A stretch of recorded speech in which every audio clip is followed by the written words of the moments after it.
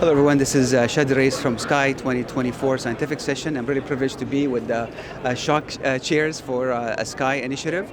We're going to cover today a lot of topics related to the shock, which is an important topic, especially in the light of recent literature. So starting with Dr. Basir, congratulations for a great program last year, as well as the initiative and all the hard work you have done. So tell us about the shock team and why the shock team should come to SCAI. Yeah, it's a really important initiative that we started last year.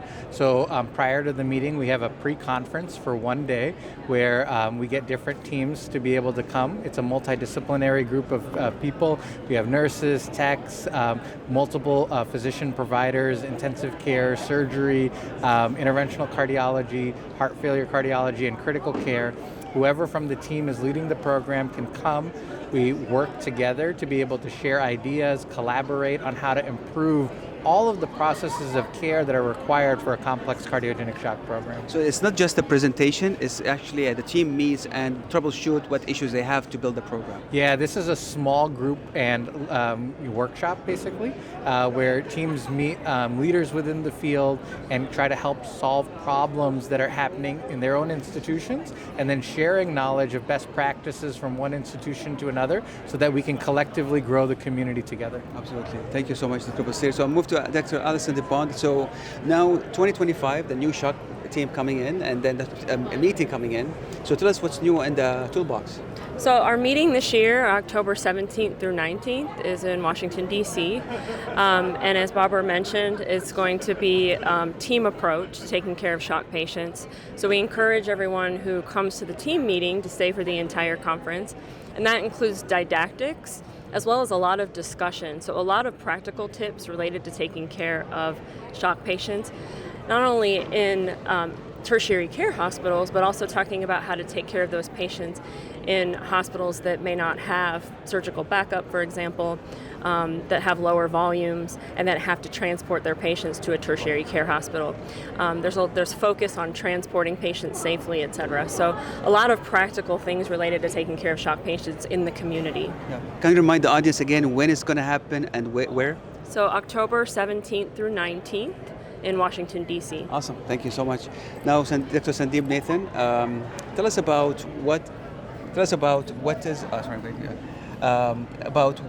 we can expect for shock team, and again, why the people should come to the, in the light of the current literature that we have now, dangerous shock just published.